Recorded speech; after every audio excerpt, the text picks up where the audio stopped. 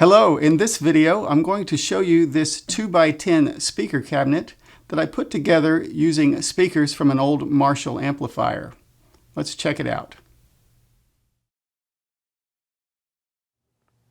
This is, or was, my Marshall JTM-30.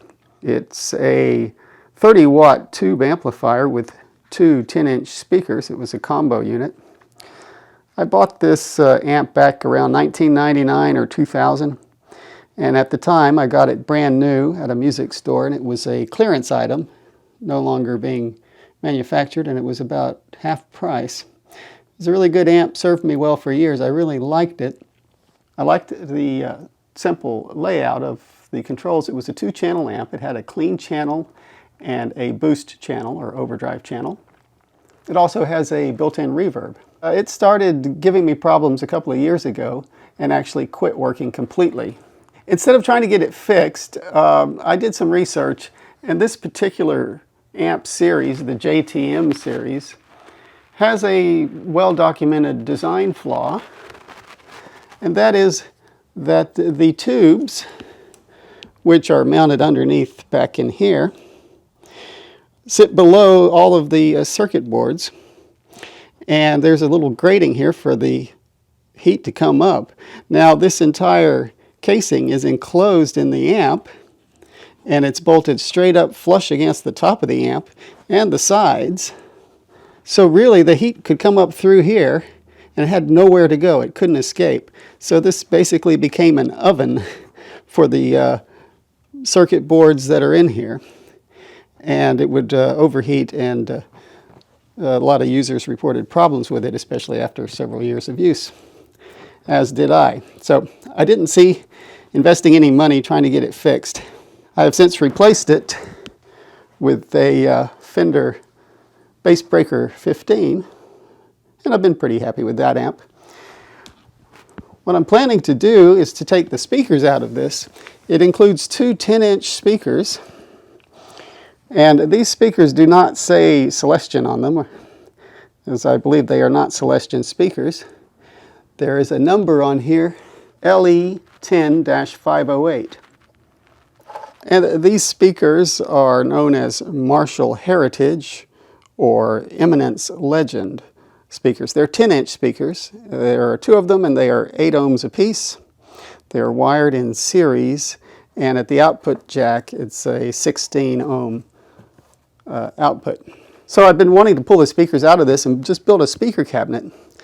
So I dismantled the amp last night, and upon realizing that this baffle board comes out cleanly with the speakers mounted and the grill cloth intact along with the Marshall logo, I think I'm just going to take this and build a cabinet to put it in.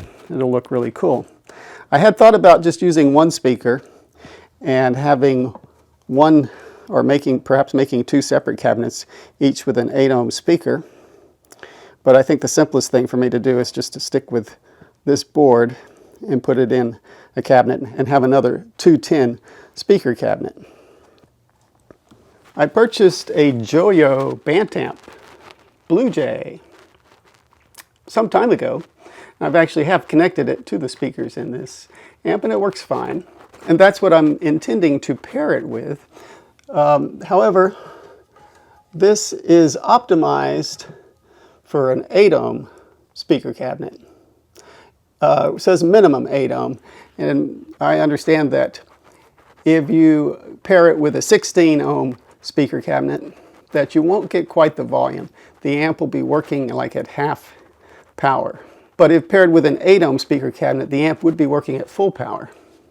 But it's what I got, so I think I'm just going to stick with the 16 ohm speaker cabinet with two 10s and set this little thing on top of it.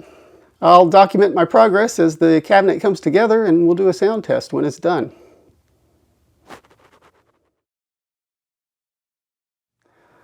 After a few days of work, this is what I've got done so far.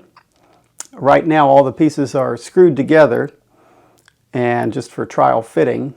And I'm actually just holding the speaker board in by hand. What I'm going to do is to unscrew it, take all the pieces apart, and then reassemble it with glue and screws. And also I need to do a lot more sanding, and I will do some roundovers on some of these front trim pieces. Let me dismantle it and show you how I've put this together.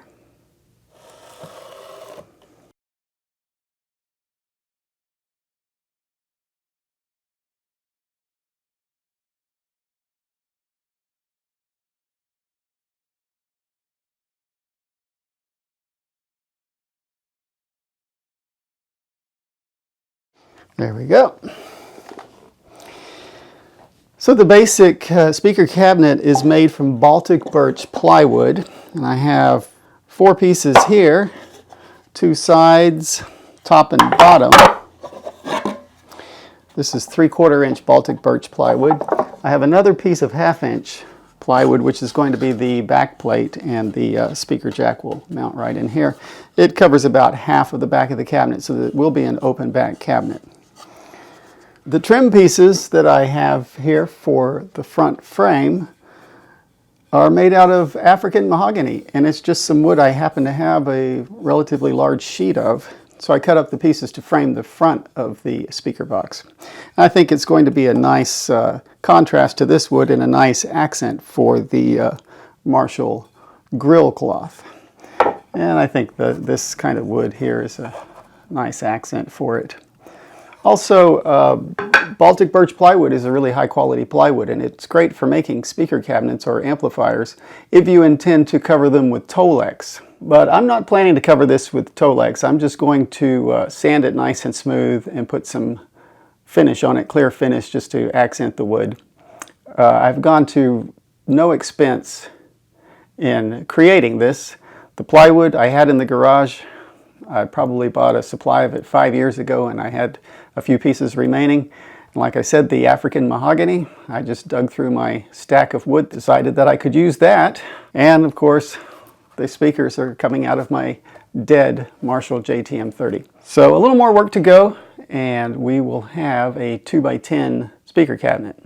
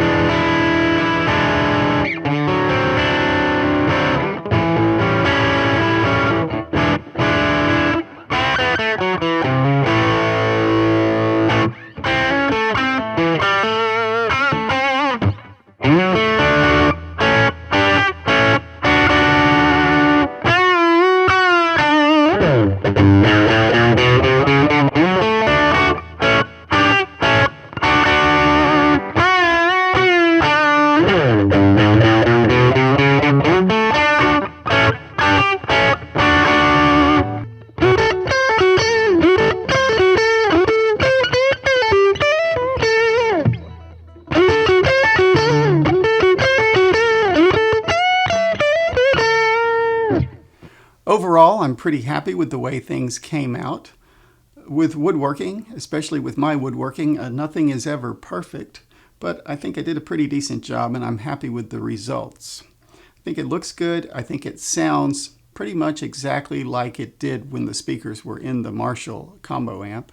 If there's anything I would have done differently, it might be these pocket holes that I drilled in from the outside.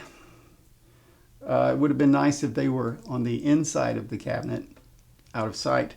but there's two reasons I did it this way. First of all, the driver bit that comes with the kit that I got, it's a Craig pocket hole kit. The driver bit is about 6 inches long, and once you put that in your power drill, you really wouldn't have room to work inside the cabinet.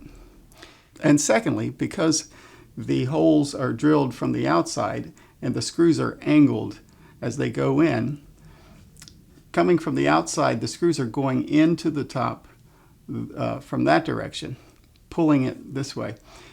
If I had drilled from the inside of the cabinet, the screws would be angled out toward this edge right here. And believe me, they go close enough that you might see some splitting or the tip of the screw coming through on the end here. I avoided that by having them go the other direction. As I said, this was a no-expense project, and that's not entirely true.